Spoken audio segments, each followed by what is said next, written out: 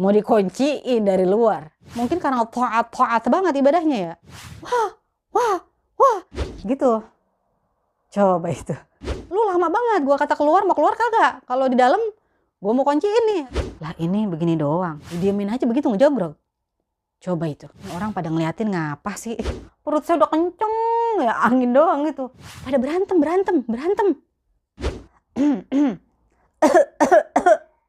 Lah, jadi kunciin. Si uduk sama tempe ya, sama jengkol semur dah tuh. Baba mertua cuman, iya. Cuman kita kagak biasa ya Allah. Tuh, lah kata saya. Hai semua, assalamualaikum, alhamdulillahirobbilalamin, Allahumma sholli ala Muhammad wa ala alihi wa sahbihi. Masih di channel yang paling terkece, terkaya, terpopuler di dunia dan di akhirat.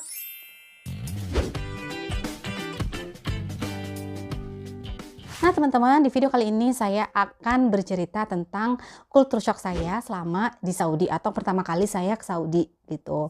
Nah waktu itu kan saya udah cerita tentang culture shocknya Baba Ruby saat dia di Indonesia. Nah sekarang saya nih, apa aja culture shock saya selama di Saudi?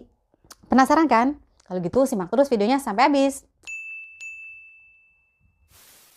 Nah teman-teman, saya itu pertama kali ke Saudi di tahun 2013 saat saya nemuin calon mertua gitu. Nah itu tuh banyak juga sih culture shock yang saya temuin saat itu gitu. Terlebih lagi setelah saya nikah sama Baba Ruby, ya Allah banyak banget dah pokoknya culture shock yang saya temuin sampai saya, ya Allah, betah nggak ya gue di sini? Bisa nggak ya gue jalanin semua ini gitu? Itu sampai kayak begitu. Nah jadi apa aja culture shock saya selama di Saudi? Yang pertama adalah salah pakai cadar. Nah saya itu kenapa salah pakai cadar ya? Karena saya itu kan nggak tahu cara pakai cadar di sini apa di sini gitu kan. Nah saya pakainya di sini nih, alis kelihatan. Keluarlah saya kan ke mobil itu. Kata Baba Ruby kaget tuh, lah kok begitu sih pakai cadar? Nggak boleh kelihatan alis, kata Baba Ruby. Harus mata doang. Hah? Ya nggak cakep lah, saya bilang. Masa mata doang? Kayak ninja dong, saya bilang gitu kan. Lah emang kayak begitu di Saudi, nggak boleh kelihatan alis, kata dia. Ya udah deh tuh, saya pakai deh tuh begitu. Ya Allah, nggak betah banget, nggak biasa gitu. Ini saya puyeng nih. Pertama kali saya pakai cadar, ini saya ini kenceng nih. Puyeng di sini nih. Ya Allah, kan begini mulu saya ya. Karena nggak betah gitu, nggak biasa kita di sini. Kan diikat kan ke belakang gitu. Makanya kagak betah banget, ya Allah. Saya aduh. Pakai jilbab aja saya masih belajar ya, disuruh pakai cadar gitu. Ya Allah. Ya itulah, kita harus nurut suami. Besokan lagi saya masih begitu, alis kelihatan. Itu alis kelihatan kata dia. Perasaan pakai cadar ada ya, yang alisnya kelihatan gitu ada ya. Cuman nggak tahu deh, mungkin di Saudi kan nggak kayak begitu. Mazhab mereka kan cuman mata aja kan yang kelihatan gitu. Jadi itulah culture shock saya yang pertama. Kagak bisa pakai cadar. Kagak betah dah istilahnya. Ya, buru-buru pakai cadar dah. Jilbab aja masih terbang-terbangan. Masih kelihatan rambut saya tukang bakso, tukang toprak, tukang cincau. Nah, culture shock yang kedua yaitu bingung manggil mertua. Nah, culture shock ini kejadiannya setelah saya nikah. Lebih tepatnya lagi setelah saya tinggal di Madinah. Gitu, ketemu sama baba mertua sama mama mertua gitu. Terus, aduh, manggil baba mertua apa nih gitu kan. Kalau kita kan biasanya kalau kita manggil orang tua kita nyak, ya suami kita manggil nyak juga gitu kan. Kita manggil umi, ya suami kita manggil umi gitu. Nah, jadi harim Saudi itu kalau manggil mertuanya, kalau baba mertua nih panggilannya ammi. Kalau sama mama mertuanya panggilannya amtu. Ammi itu pamanku. Amtu itu bibiku. Lah saya keder ya. Lah ini bagaimana? Masa gue manggil paman sama baba mertua mama mertua nggak biasa gitu. Saya bilang, Baba Ruby, gue kagak biasa manggil orang tua lu amtu, ami nggak biasa gitu. Keder, sayanya jadi keder karena di otak saya ami paman. Tapi kan saya tahu itu mertua saya gitu. Jadi ya udah. Saya manggilnya Umi sama Baba, seperti Baba Ruby manggil orang tuanya gitu. Karena kan istri abangnya suami manggilnya Amtu sama Ami. Lah kok saya bingung tuh.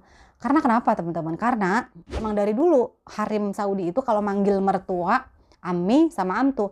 Karena banyak harim Saudi yang nikah sama sepupunya, yang nikah sama walad khalu, walad ammu. Kalau walad khalu itu anak dari pamannya atau bint bint khalu gitu. Kayak Ruby nih nikah sama sepupunya, ya berarti sepupunya manggil saya ammi, tuh gitu kan. Terus baba mertua nanya tuh, lah emang kalau di negara lu manggil mertua apaan, kata dia gitu. Terus saya jawab deh tuh ya, lah Mbak, kalau saya manggil Umi, Baba Ruby manggil Umi juga sama orang tua saya. Kalau misalnya saya manggilnya Baba, ya Baba Ruby juga manggilnya Baba juga sama orang tua saya. Bukannya Ami, bukannya Amtuh. Baba mertua cuman, iya, kata dia. Nah, jadi itu kultur shock saya saat di Saudi. Nah, kultur shock berikutnya adalah dehem atau batuk. Nah, jadi apa teman-teman? Apa artinya dehem atau batuk? Jadi yang kalian tahu, saya kan tinggal sama mertua nih. Saya paling atas lantai 3, mertua lantai kedua. Abangnya suami sama istrinya di lantai bawah. Nah itu kan ya, kalau saya ke rumah mertua, kudu dehem, kudu batuk. Bayangin dah. Karena biar supaya tuh abangnya tahu saya mau turun ke rumah mertua gitu. Maksudnya kasih jalan lewat gitu. Biar nggak bentrok. Bayangin aja istri abangnya suami itu kalau ke rumah mertua dari rumahnya lantai pertama ke lantai kedua itu tetap pakai abaya, tetap pakai cadar. Nggak pakai cadar juga sih. Jadi begini, jilbabnya dia nih, kerudungannya dia diginiin tuh. Gitu. Coba itu. Cuman selewatan doang, begitu. Begini ke rumah Umi. Gitu. Lah kata saya, sampai segitunya gitu ya. Masya Allah, ya saya cuma tarik napas doang gitu. Lah kan kalau saya kagak. Kagak biasa ya, turun tangga aja pakai abaya ribet banget. Di dalam rumah aja ada aturannya. Jadi saya cuman ya itulah. Ya walaupun udah biasa karena terbiasa gitu ya, tapi tetap masih kebawa gitu kultur budaya Indonesia kita tuh. Apaan sih cuman ke rumah mertua, cuman satu undakan nyampe gitu, pakai abaya, pakai niqab. Aduh. Akhirnya saya pernah tuh, saya pakai mukena aja, saya tutupin mukena gitu. Umi mertua cuman, lah ini siapa Mama Ruby gitu ya. Nggak biasa juga, tetap aja nggak boleh. Walaupun pakai mukena terus kita tutupin gitu, muka kita sama mukena kita ya, orang laki tetap tahu kan. Lah itu Mama Ruby gitu. Ya tapi itulah, emang udah begitu di sini. Gitu. Nah, kultur shock selanjutnya apa? Yaitu waktu makan atau jam makan. Ya Allah teman-teman, saya itu ya tipe orang yang makannya tuh dikit tapi sering. Sejam atau 2 jam makan lagi. Sejam 2 jam makan lagi. Lah saya di sini ya Allah dah lama banget waktu makannya. Di sini orang Saudi sekali makan banyak banget. Tapi entar makan lagi lama lagi. Misalnya nih, tapi kalau orang Saudi futurnya itu khafif. Futurnya itu, breakfastnya itu cakep dah gitu. Saya demen tuh. Kayak zaitun, buah zaitun, sandwich. Terus kayak zait zaitun. Terus kayak apa sih, jubnah, roti gandum gitu-gitu doang. Khafif, ringan gitu. Kalau kita kan breakfastnya nasi uduk sama tempe ya, sama jengkol semur dah tuh. Sambel. Tuh, pagi-pagi udah kena sambel tuh orang Indonesia. Beda banget kan? Maksudnya udah langsung bisa gitu perut kita yang berat-berat. Kalau orang Saudi enggak, khafif, ringan, makanan breakfastnya tuh ringan. Tapi nanti kalau qada atau asya, nah itu berat tuh makanan mereka. Kayak kambing, ayam, porsinya juga kan banyak. Nah itu orang Saudi. Jadi saya, ya Allah ini apa kenyang, futur begini. Kayak sarapan gitu waktu jam makan. Ya karena shock juga saya sama sarapan mereka gitu. Lah ini begini doang. Kadang telur aja tuh gitu, telur. Terus keju sama roti gandum dah tuh. Sama buah zaitun. Emang sehat banget sih gitu. Cuman kita kagak biasa ya. Ya Allah. Jadi begitu dah. Kudu kita jalanin semua ini gitu. Nah balik lagi dah nih kita ke jam makan. Jam makan orang Saudi, breakfastnya aja itu dia jam 8 ya. Atau jam 9 dah. Tergantung bangunnya pada gitu. Nah nanti ketemu lagi pas gadanya orang Saudi itu biasanya jam 2, jam 3 ya tergantung bangunnya sih. Cuman kalau udah bangunnya jam 9, wah gada itu bisa habis asar. Terus asya atau makan malamnya jam 10. Ya Allah, perut saya udah kenceng ya, angin doang gitu. Ya Allah lama banget.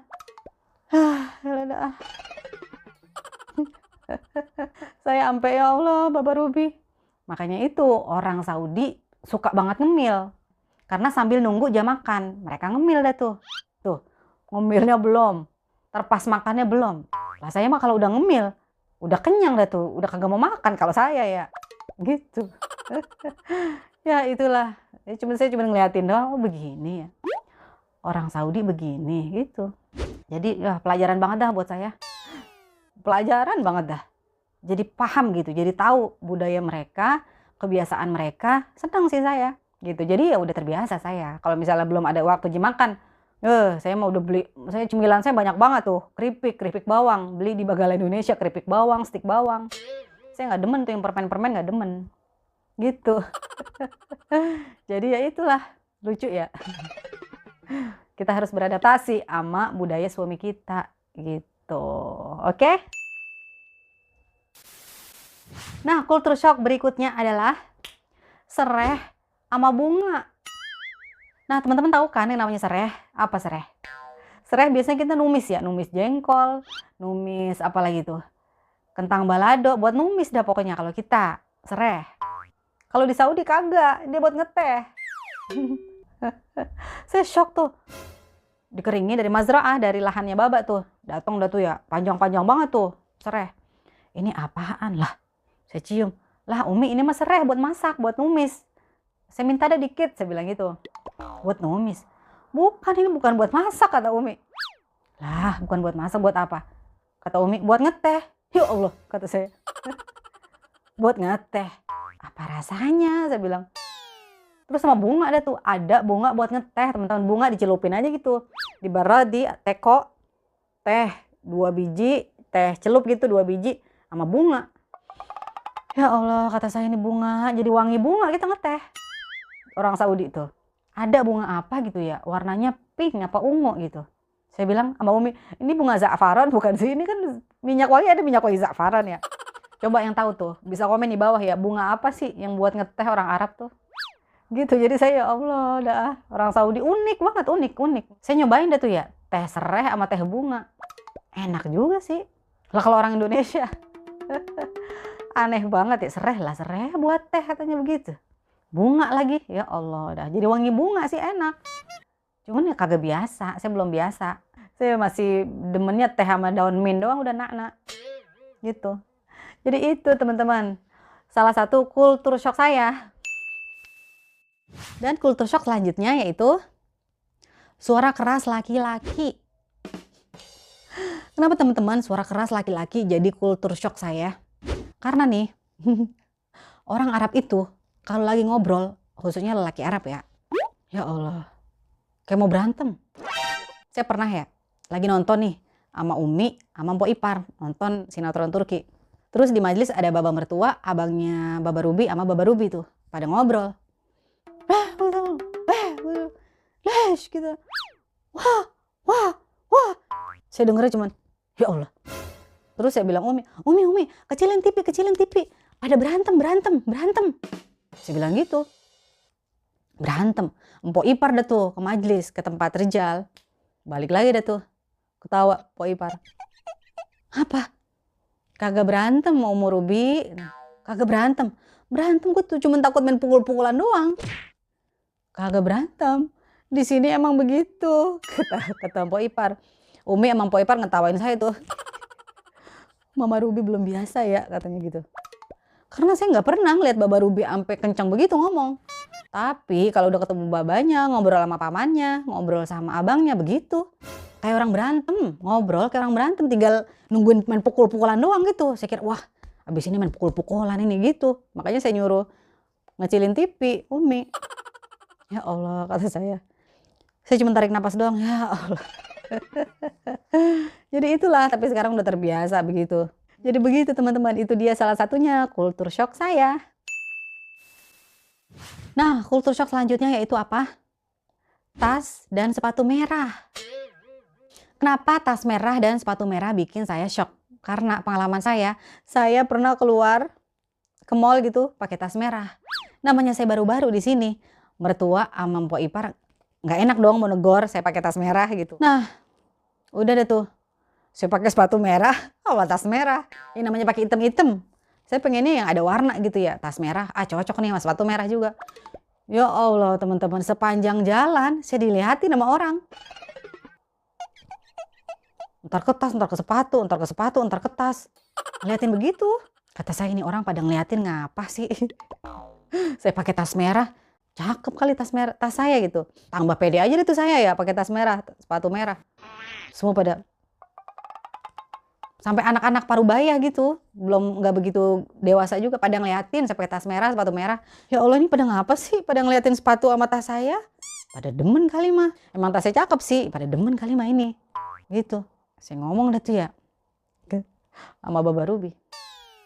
Itu ngapa sih gua lagi ke pasar tadi sama Mpok Ipar? Pada ngeliatin gua, tas gua diliatin, sepatu gua diliatin. Lah, emang iya gua pakai sepatu merah, tas merah katanya. Baba Ruby cuman, hasbiyallah wa ni'mal wakil, kata dia. Emang apa sih? Saya bilang. Baba Ruby jawab dia tuh ya. Di Saudi itu kagak ada yang pakai tas merah atau sepatu merah, kata dia.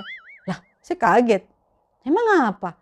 Ya kagak, emang begitu, kata dia. Nggak ada. Sampai dilarang istilahnya, warna merah tuh mamnu, nggak boleh dijual saat hari Valentine tuh, apalagi 14 Februari ya. Lah saya kagak tahu ya, baru pertama kali kesini yang saya punya ya saya pakai. Ya Allah, udah sampai sekarang disimpan aja tuh. Buat nanti di Indonesia aja. Tas merah, sepatu merah, emang saya demen ya, tas merah, sepatu merah, sama dah sama kayak Baba Ruby. Gue demen merah, cuman kagak sepatu juga sama tas, kata dia. Jadi itu udah kagak kepake di sini. Padahal cakep itu sepatu sama tas saya warna merah. Cuma dilarang ya, kita diliatin seantero jagat di Saudi. Ke pasar kita diliatin. Cuman saya jadi ketawa gitu, lucu ya. Ya Allah, itu dia. Ya budaya kita yang kata kita biasa aja ya, dilarang di budaya suami kita tuh. Jadi ya itulah, kita harus nerima. Nah, kultur shock selanjutnya itu apa? Mobil masih cakep dibuang. Nah teman-teman, di dekat rumah saya ini, dekat rumah Baba Ruby ada gitu ya, banyak banget tuh mobil. Ya Allah, padahal masih cakep-cakep banget lah, itu ditaruh aja begitu ya. Kayak dibuang gitu. Yang gak tahu apa rusak. Lah kalau di Indonesia begitu, kagak ada maling ban ya, nggak ada maling spion, maling ban, maling pelek. Lah pelek cakep-cakep banget itu. Didiemin aja begitu ngejogrok. Coba itu. Lah kalau di Indonesia mah itu udah dipretelin. Di Saudi la ilaha illallah begitu ya. Sampai aneh gitu. Lah kalau gue punya lapak mobil, gue pretelin itu. Saya bilang Baba Ruby, lah itu mobil ngejogrok aja begitu sayang. Saya bilang gitu. Mungkin kalau kita bilang rusak dikit buang kali ya, rusak dikit ganti gitu kali ya. Jadi mobil-mobil yang emang dia tuh punya kelebihan duit ke situ kali ya. Apa gimana saya nggak tahu deh tuh. Cuman banyak banget saya lihat juga ya masih cakep mobil. Bannya juga masih ada, spion juga masih ada, masih komplit. Ya Allah, emang negara makmur ya. Ya mencari duit gampang kali di sini ya, gitu. Udah Allahu a'lam. Jadi begitu. Itu dia lagi-lagi kultur shock saya.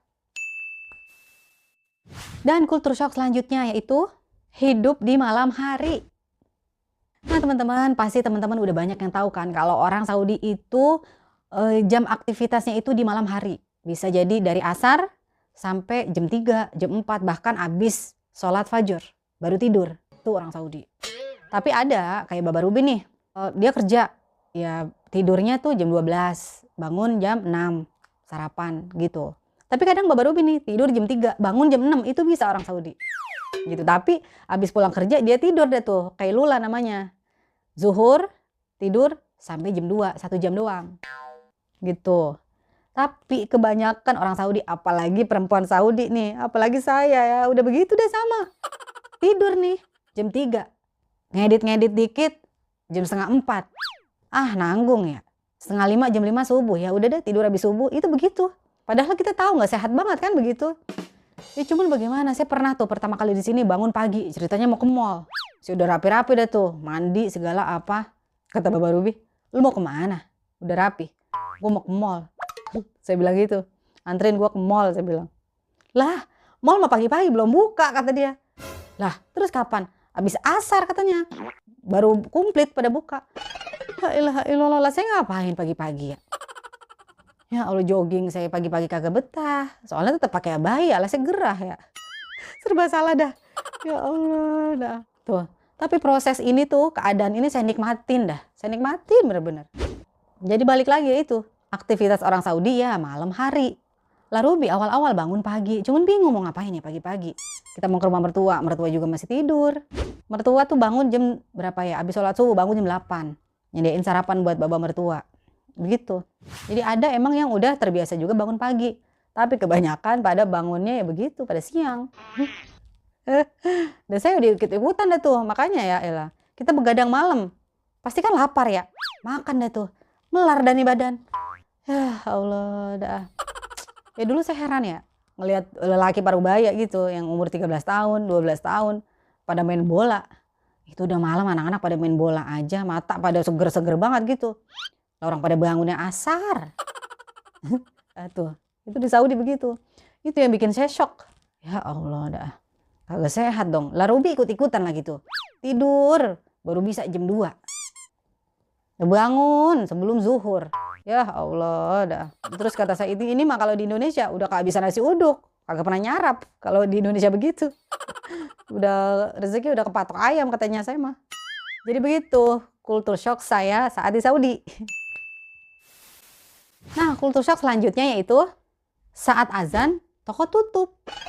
Nah teman-teman, ini tuh saya kejadiannya itu pas tahun 2013. Saya lagi umroh sekalian ketemu sama mertua tuh di 2013. Nah itu saya shock tuh di situ.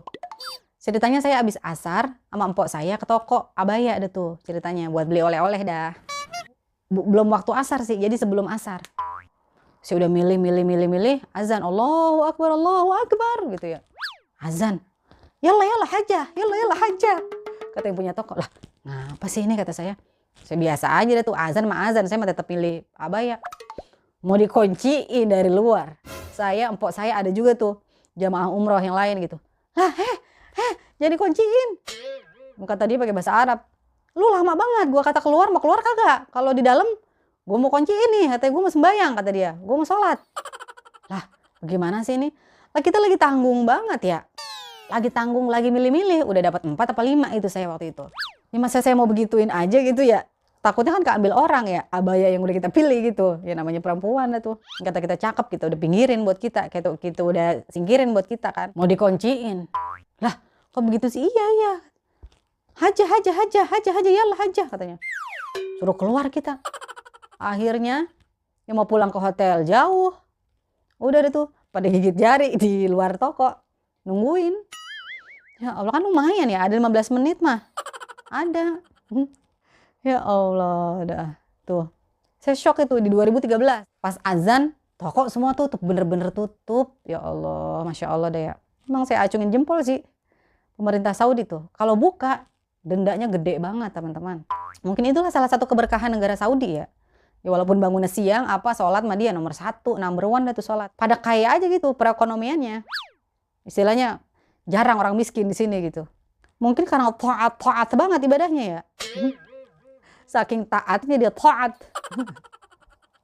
Tapi Masya Allah tabarakallah ya. Orang Saudi itu. Maksudnya pemerintahannya gitu. Masya Allah ibadah nomor 1. Begitu dah. Jadi itu lagi-lagi kultur shock Mama Ruby. Nah kultur shock saya yang terakhir apa? Mall buka habis sholat subuh. Nah jadi teman-teman, Ramadan tahun kemarin itu saya kan di Saudi ya kan, nggak pulang lebaran kemarin kan. Nah itu saya diajak ke mall sama empok ipar. WhatsApp dah tuh dia, ayo cepetan ya Umur Ruby, jahizi kata dia, siap-siap mau kemana? Ntar kita habis sholat subuh langsung tuh kita ke mall. Saya kaget, ke mall habis subuh lah masih matahari belum nongol kita udah ke mall. Itu di Ramadan. Ya Allah. Aneh banget tuh, aneh banget. Ya jadi itu. Kalau Ramadan, mall buka habis sholat subuh. Dulu saya belum nyetir sama Pak Ipar di sini. Kita dulu masih pakai Karim tuh, Grab online. Lah mall gede. Waktu itu sih mall Anur apa mall Aliyah gitu. Buka habis sholat subuh, bener-bener masih gelap. Habis sholat subuh, langsung caw itu. Ya Allah, saya shock banget dah itu. Rame banget teman-teman. Semua orang keluar. Tuh, saat itu saya sampai mau videoin lupa. Saking kaget gitu. Ya Allah bener ya. Saya kira mah bakal sepi gitu orang-orang. Kagak.